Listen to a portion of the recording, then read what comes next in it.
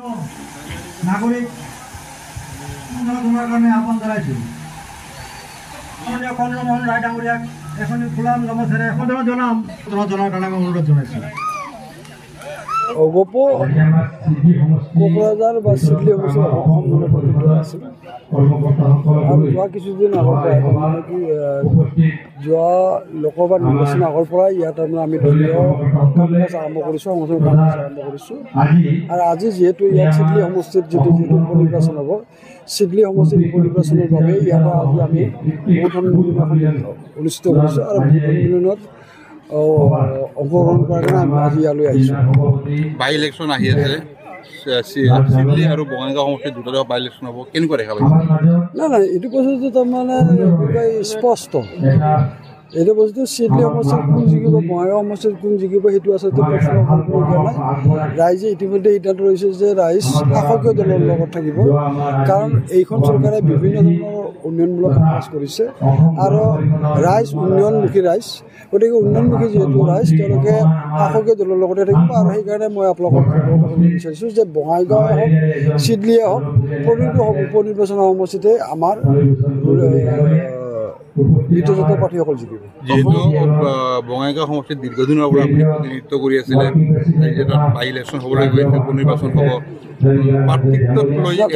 কোনো ধৰণৰ প্ৰাৰ্থী আজি তাৰমানে মই ইয়াত আছোঁ আজি তাতে কেন্দ্ৰীয় সমিতিৰ পৰা হেৰি আহিছে কি কয় প্ৰতিনিধি আহিছে বিষয়ববীয়াসকল আছে তেওঁলোকে তাতে আলোচনা নাই মই কথাটো এতিয়া আপোনালোকে কি কয় তাৰমানে গণতান্ত্ৰিক পদ্ধতিৰে হ'ব দলীয় সতীৰ্থসকলৰ আলোচনাৰ পাছতে তাৰমানে প্ৰাৰ্থীটো অসমত বৰ্তমান তাপমাত্ৰা বহুত বৃদ্ধি পাইছে আপুনি দিল্লীত গ'ল দিল্লীত কেনেকুৱা বাতাবৰণ দিল্লীত গৈ তাৰমানে এক মাহ যদি যোৱাই নাই গতিকে মই পৰিৱেশটো গমেই পোৱা দিল্লীৰ খাদ্য সামগ্ৰী ভাষা কেনেকুৱা পাইছে দিল্লীৰ খাদ্য সামগ্ৰী ভাষা অলপ ভিন্ন গতিকে হেৰিটো আছে কিন্তু তাৰমানে এতিয়া দিল্লীৰ তাৰমানে হেৰিৰ লগত ৱেডাৰৰ লগত এতিয়ালৈকে তাৰমানে মই হেৰি কৰিব পৰা এডজাষ্ট হ'ব পৰা নাই কিন্তু এটা সময়ত নিশ্চয় আজি বিশেষকৈ আমাৰ যে NDA এলায়েন্স আমাৰ বিশেষকৈ আমাৰ টিম বুলি ক'ব লাগিব অসম গণ পৰিষদ BJP আৰু AGP অসম গণ পৰিষদ UPPL আৰু AGPৰ যে এটা মিত্ৰ দল হিচাপে আজি অসম গণ পৰিষদৰ এই আমাৰ চিডলি বিধানসভা সমষ্টিৰ বুথসকলক লৈ তেখেতসকলে বুথ সন্মিলন কৰিছিল এই বুথ সন্মিলনত অসম গণ পৰিষদৰ আমাৰ চিডলিৰ সকলো লিডাৰ্ছসকল কৰ্মকৰ্তাসকল ইয়াত উপস্থিত হৈছে আৰু মাননীয় আমাৰ বৰপেটাৰ সাংসদ অসম গণ পৰিষদৰ নেতা ফণীভূষণ চৌধুৰী ডাঙৰীয়া ইয়াত উপস্থিত হৈছে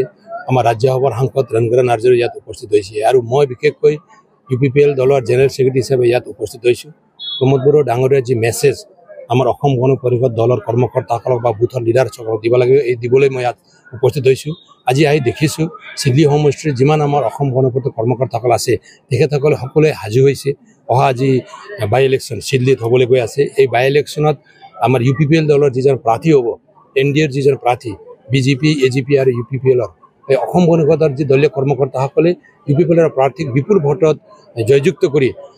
দিছপুৰলৈ পঠোৱাৰ কাৰণে তেখেতসকল সাজু হৈছে আৰু ভাল লাগিল আৰু তেখেতসকলৰ কথাৰ পৰাও আমি বুজিছোঁ বা গম পাইছোঁ এতিয়া এইবেলি আৰু ইয়াত বেলেগ দলে টিকি থাকিব নোৱাৰিব ইয়াত NDA এলায়েন্স হিচাপে UPPL দলৰ প্ৰাৰ্থী যিজন হ'ব এই প্ৰাৰ্থীয়ে চিডলি বিধানসভা সমষ্টিত বিপুল ভোটৰ ব্যৱধানত জিকি যাব এইটো প্ৰায় নিশ্চিত হৈছে আমি কাম কৰিছোঁ ইয়াত কাম নকৰা নহয় আমি কাম কৰিছোঁ আমাৰ প্ৰমোদ বড়ো ডাঙৰীয়াক যোৱা 2020 চনৰ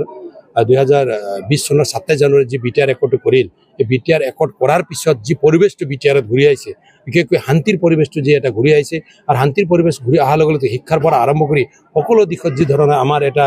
মানে উন্নতি হৈছে আমাৰ যি ডেভেলপ হৈছে এইটো ক্ষেত্ৰত আমাৰ ৰাইজে আমাক ভাল পাইছে গতিকে আমি আশাবাদী এইবাৰ চিডলিৰ ৰাইজে জাতি জনগোষ্ঠী ধৰ্ম বৰ্ণ নিৰ্বিশেষে সকলোৱে ওলাই আহি আমাৰ ট্ৰেক্টৰৰ যিজন প্ৰাৰ্থী হ'ব তেখেতক ভোটদান কৰি বিপুল ভোটত ইয়াৰ পৰা জিকাই দিব এইটো প্ৰায় আমি নিশ্চিত বুলি আমি ভাবি লৈছোঁ ইতিমধ্যে কথা ওলাইছে যে BPF UPPL মিত্ৰতা হ'ব মুখ্যমন্ত্ৰী সেইদিনা আহিছিল চিৰাগত মুখ্যমন্ত্ৰী প্ৰশ্নটো সোধা হৈছিল মুখ্যমন্ত্ৰীয়ে কৈছিল যে যদি একত্ৰিত হয় মিত্ৰতা হয় তেনেহ'লে আমি আদৰণি জনাইছোঁ আপুনি BTR CEM ছাৰৰ ৰাজনৈতিক সম্পাদক গতিকে এই মুহূৰ্তত কি দেখা পাইছে কি ক'ব নাই আমাৰতো উদ্দেশ্য আছে আমাৰ UPPL দলৰ এজেণ্ডা আছে আমি বাৰে বাৰে আমাৰ দলৰ সভাপতি তথা BTRৰ মুৰব্বী বা আমিও কৈ আছোঁ BTRৰ 35 লক্ষ মানুহৰ কাৰণে আমি কাম কৰি আছোঁ BTR 23টা জাতি জনগোষ্ঠী আৰু 35 লক্ষ মানুহৰ কাৰণে কাম কৰিছে। এই 35 লক্ষৰ ভিতৰত BPF আছে, AGPও আছে, ইয়াত BJPও আছে, কংগ্ৰেছো আছে, সব আছে। কিন্তু এটা কথাটো হ'ল ইয়াত আগুৱাই লৈ যোৱাৰ কাৰণে BTRটো আগুৱাই লৈ যোৱাৰ প্ৰমোদ বড়ো ডাঙৰীয়াৰ মানে যি ধৰণৰ কাম কৰাৰ পলিচি পৰিকল্পনা আৰু BTR সকলো জাতি জনগোষ্ঠী একত্ৰিত কৰি কাম কৰাৰ দিশত তেখেতে আগবাঢ়িছে। তাত যদি BPFৰ কৰ্মকৰ্তাসকল আগুৱাই আহি আমাক যদি সহায় কৰিব বিচাৰিছে বা আমাৰ লগত একেলগে থাকি কাম কৰিবলৈ বিচাৰিছে, তাত আমাৰ কোনো আপত্তি নাই আৰু আমি সদায় আদৰণি জনাম। ইয়াত সকলো মানে জ্যেষ্ঠজনসকলক আমি আদৰণি জনাম, সকলো কৰ্মকৰ্তাসকলক আদৰণি জনাম আৰু আমাৰ উদ্দেশ্যটো হৈছে আমি একেলগে কাম কৰা। আমি ইয়াত কোনো জাতি জনগোষ্ঠীক বিভিন্নতাৰ বিচাৰোঁ। যোৱা দশক ধৰি অলপ আমাৰ মাজত এটা ভুল বুজাবুজি হৈ গৈছিল, যিটোৰ কাৰণত আমাৰ